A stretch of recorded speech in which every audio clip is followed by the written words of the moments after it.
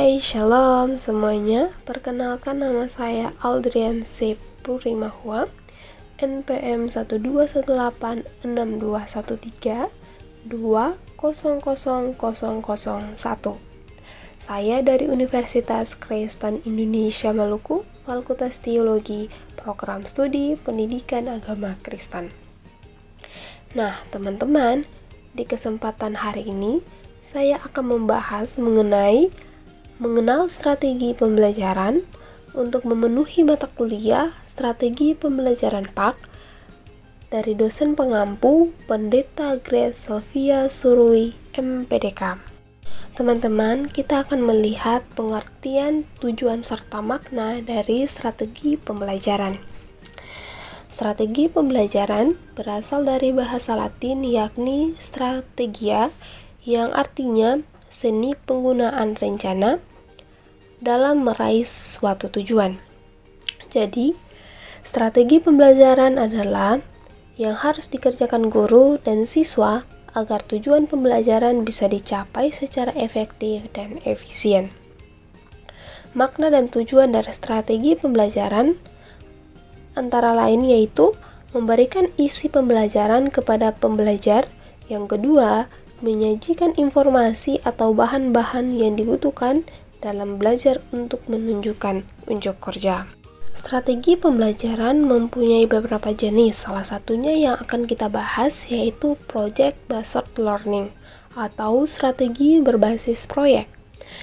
Project Based Learning adalah model pembelajaran yang berpusat pada siswa untuk membangun, mengeksplorasi, dan memecahkan masalah di dunia nyata secara mandiri, dan mengaplikasikan konsep dari proyek yang dihasilkan dengan merupakan model pembelajar yang menggunakan masalah sebagai langkah awal dalam mengumpulkan dan mengintegrasikan pengetahuan yang baru berdasarkan pengalamannya dalam beraktivitas secara nyata.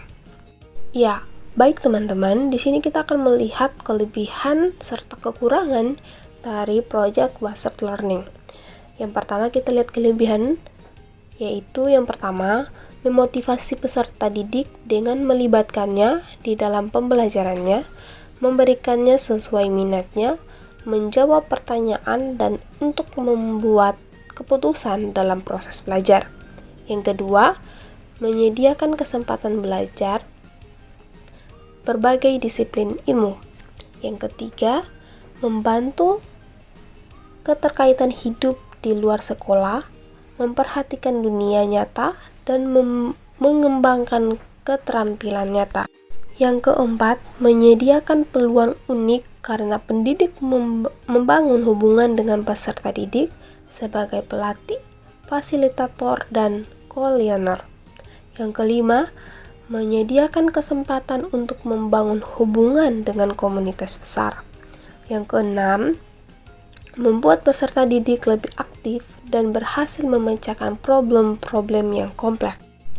Yang ketujuh, mendorong peserta didik untuk mengembangkan dan mempraktikkan keterampilan komunikasi.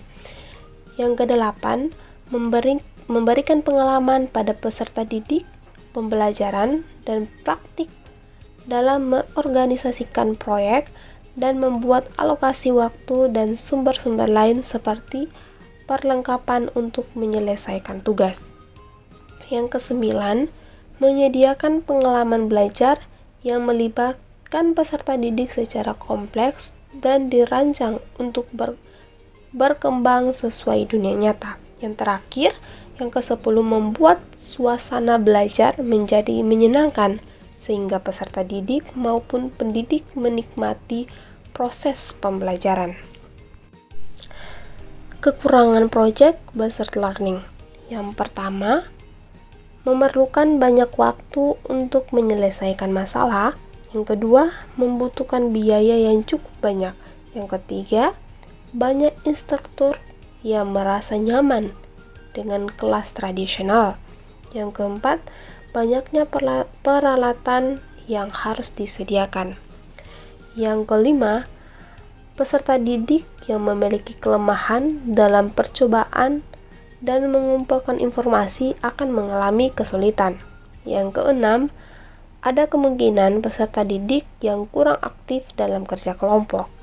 Yang ketujuh, dikhawatirkan peserta didik tidak bisa memahami topik secara keseluruhan. Nah, itu teman-teman, kekurangan serta kelebihan dari project based learning. Di sini ada contoh dari project based learning, di mana peserta didik dibagi dalam kelompok-kelompok kecil dan masing-masing kelompok melaksanakan proyek nyata atau connecting the problem. Nah, itu teman-teman penjelasan dari saya. Sekian dan terima kasih.